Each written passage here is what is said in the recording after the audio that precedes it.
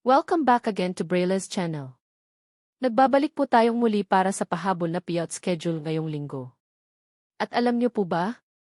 Na ngayon ay ibabahagi po natin ang sunod-sunod na payout releasing ng isang lungsod sa NCR.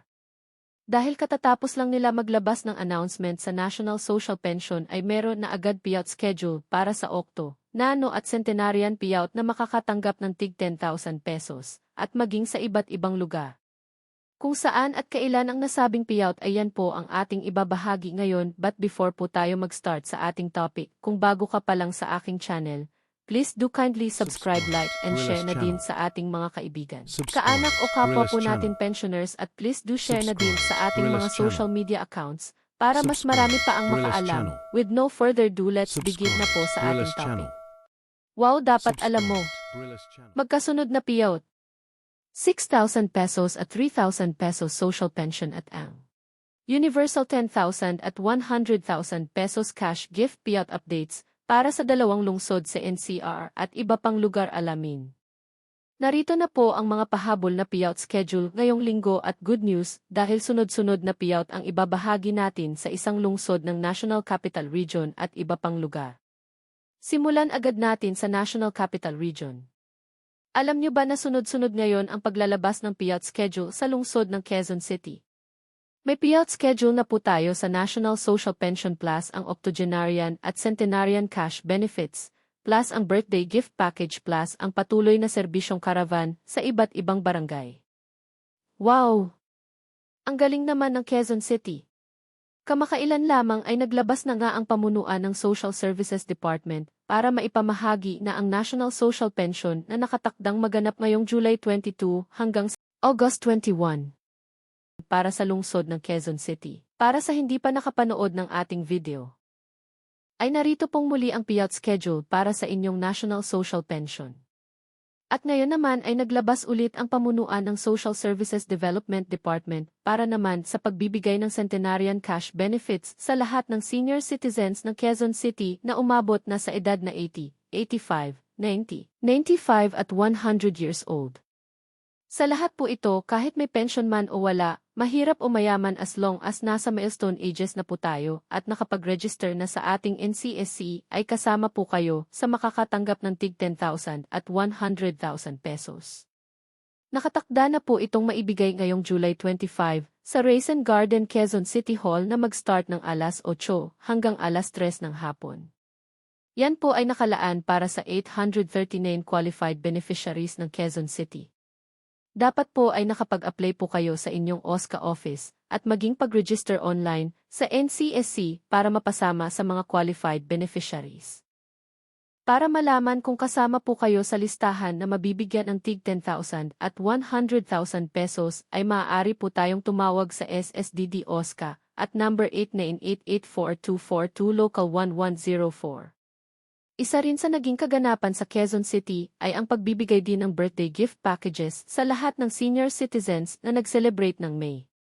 At hindi lamang yan dahil tuloy-tuloy din ang ginagawang social services caravan ng Lungsod Quezon para sa iba't ibang barangay. Umiikot po ito sa bawat barangay para makapagbigay ng libreng serbisyo sa lahat ng residente ng QC at ngayon nga ay nakaschedule naman ito sa Barangay Greenfields 3 Quezon City ngayong August 1 na gaganapin sa Barangay Socorro Covered Court na mag-start ng 8 to 3 ng hapon. Kabilang dito ang libreng medical at medicines, dental, QCID, senior social pension at iba pa. At pagkatapos naman ng QC ay dumako naman po tayo sa lungsod ng Caloocan City. Katatapos lang din ng payout ng inyong National Social Pension at Birthday Cash Gift last June ay narito na pong muli ang pagbibigay ng 10,000 at 100,000 pesos sa lahat ng Okto, Nano at Centenarian beneficiaries ng Caloocan City. Ang Barangay 188 Zone 16 District 3 Tala Caloocan City ay magkakaroon na ng payout schedule ngayong July 26 na gaganapin sa SDC Covered Court na mag-start ng alas 9 hanggang alas 3 ng hapon. Ito ay para sa cash distribution ng tig 10,000 pesos at 100,000 pesos sa lahat ng qualified beneficiaries o yung mga umabot na sa edad 80, 85, 90, 95 at 100 years old ngayong taon. Maging ang Barangay 187 Zone 16 District 3 Tala Caloocan City ay sabay din ang schedule. At para sa iba pang beneficiaries ng Caloocan City na naghihintay ng payout ay maaari po tayong tumawag sa numero para malaman po natin kung kabilang po tayo sa makakatanggap ng tig 10,000 at 100,000 pesos. Ang numero ay 8288811 local 2258. Samantala, alamin din po natin ang iba't ibang social pension sa iba't ibang lugar. Simulan po natin sa probinsya ng General Eulodio Balao Solana, Cagayan. Nakaschedule na po ang inyong payout this July 22 na gaganapin sa General Balao Gymnasium na mag-start ng 7:30 ng umaga.